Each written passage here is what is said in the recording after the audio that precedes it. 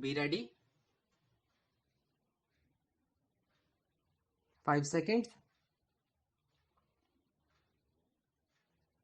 Start. I shall speak only for another 7 or 8 minutes.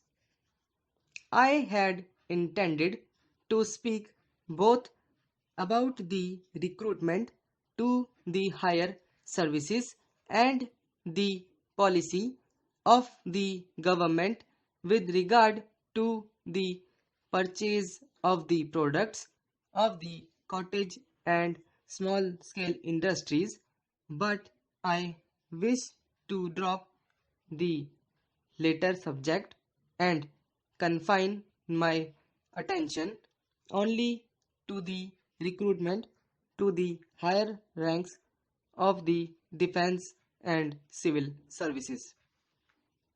Sir, it is a matter of profound concern to us that the material that we are obtaining from our defense and civil services is not of a very satisfactory character.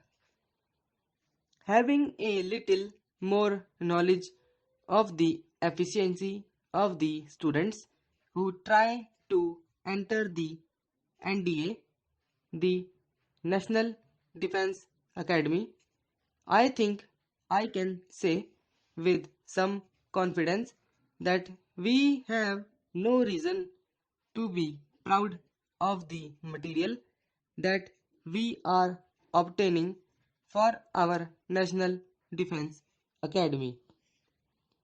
Indeed, persons competent to speak on this subject have said to me from time to time that they are afraid that the standard has deteriorated in the last few years. Sir, this is another matter which ought to receive the earnest attention of the government. When I have said about the defense services is, I think, also true of the civil services. I know that our country is poor and that if our young people want high salaries and allowances that men in their positions are getting in other countries, we cannot gratify their desire. We have to think not merely of the poverty of the country, but of the resources that are needed at the present time to develop it as quickly as possible. But we ought to bear in mind that in other countries, for example in England, care has been taken to create conditions which will attract the best material to the country.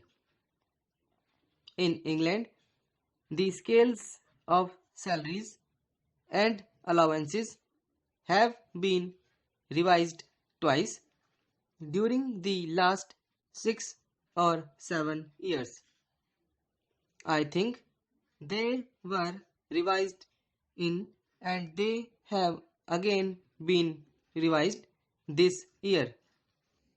Anyone who knows the scales in force at the present time is aware of the great difference between our scales of salaries and pensions and the British scales of salaries and pensions.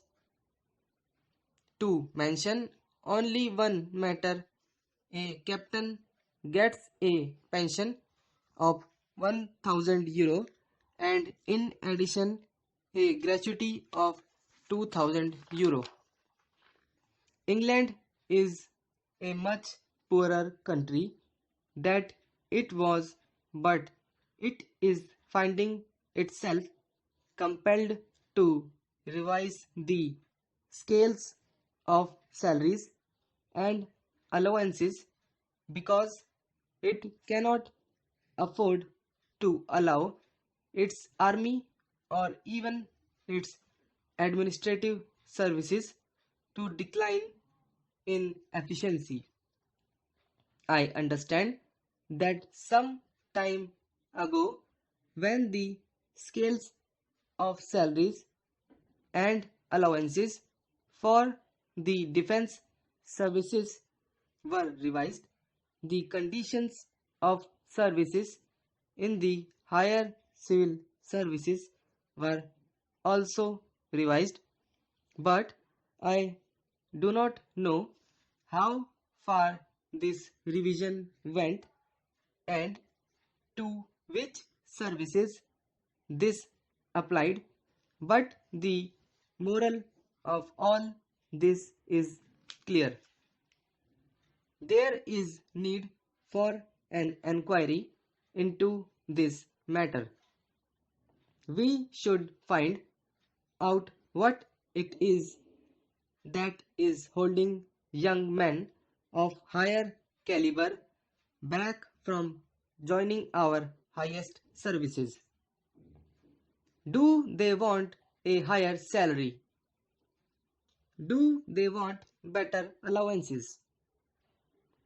Do they want better education for their children, or is it anything else?